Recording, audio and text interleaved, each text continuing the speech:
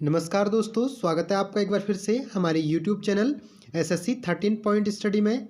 तो दोस्तों, पिछले टॉपिक में मैंने आपको भारत की जो प्रमुख जनजातियां हैं उनके बारे में पढ़ाया था। आशा करता हूं कि आपको टॉपिक समझ में आया होगा। अगर फ्रेंड्स आपने वो टॉपिक नहीं देखा तो आप इस वीडियो के डिस्क्रिप्शन में उस वीडियो का लिंक देख सकते हैं। तो फ्रेंड्स, आज का हमारा टॉपिक है वो ब्रह्मपुत्र नदी तंत्र है। और इस टॉपिक को शुरू करने से पहले आपसे एक रिक्वेस्ट है, अगर चैनल पर नए आए तो चैनल को सब्सक्राइब कीजिए, साथ ही बेल आइकन को प्रेस कीजिए। तो फ्रेंड्स, आज की वीडियो शुरू करते हैं। तो सबसे पहले देखिए फ्रेंड्स, यहाँ पे देखिए जो ब्रह्मपुत्र नदी सिस्टम है, ब्रह्मपुत्र रिवर सिस्टम है, उसको देखिए।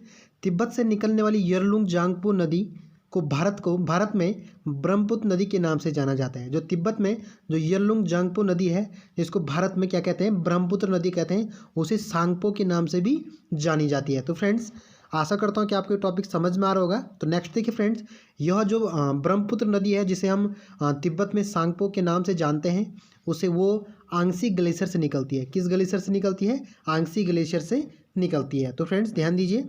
नेक्स्ट देखिए, यह हिमालय के समांतर पूर्व की ओर बहती है। जो हिमालय की समांतर है, यहाँ पे देखिए, जो हिमालय की समांतर है, यह कहाँ बहती है? पूर्व की ओर बहती है। ओके, नेक्स्ट देखिए, तो यह किस शिखर से निकलती है? जो ब्रह्मपुत्र नदी है, यह नामचा बारवा शिखर के पास पहुंचकर अंग्रेजी के यू आकार जैसा मोड़ बनाती है और अरुणाचल प्रदेश में दियांग नाम से प्रवेश करती है। जो ब्रह्मपुत्र नदी है वह जब अगर तिब्बत में सांगपो के नाम से जानी जाती है, जब वो अरुणाचल में पहुंचती है तो उसे दियांग नाम से जानते हैं। ओके,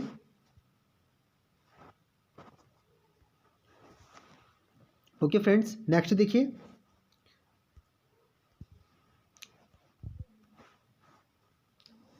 फ्रेंड्स,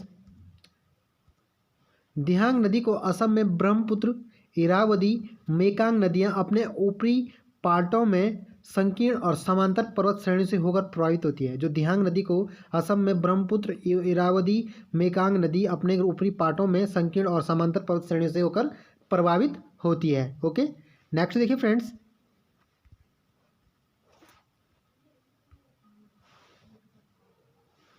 ब्रह्मपुत्र को तिब्बत में सांगपो या सापू के नाम से जाना जाता है। जो मैंने आगे बताया था कि जो ब्रह्मपुत्र नदी है उसे तिब्बत में सांगपो या सापू के नाम से जानते हैं। ओके, नेक्स्ट देखिए,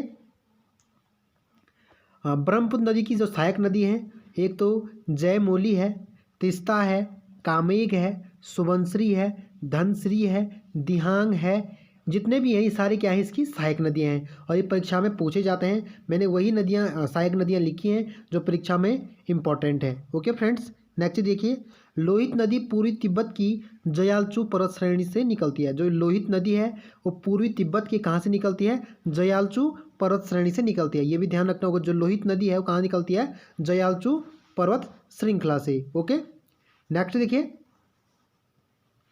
और लोहित नदी अरुणाचल प्रदेश तथा असम में बहती है। जो लोहित नदी है वो अरुणाचल और असम में बहती है। ओके, नेक्स्ट देखिए फ्रेंड्स,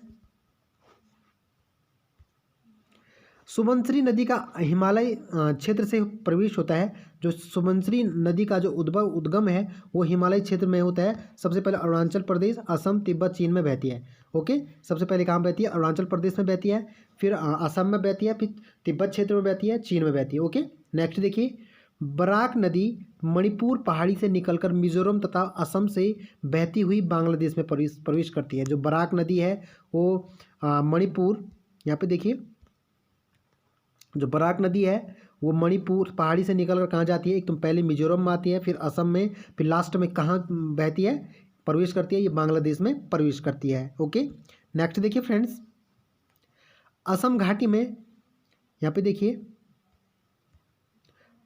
असम घाटी, यहाँ पे देखिए, असम घाटी में ब्रह्मपुत्र नदी गुम्फित जलमार्ग बनाती है। जो असम घाटी में ब्रह्मपुत्र नदी है वह गुम्फित जलमार्ग बनाती है। ओके, और जो गुम्फित जलमार्ग है उस पर कौन सा द्वीप है? असम में जो गुम्फित जलमार्ग है वहाँ पे असम में कौन सा द्वीप है?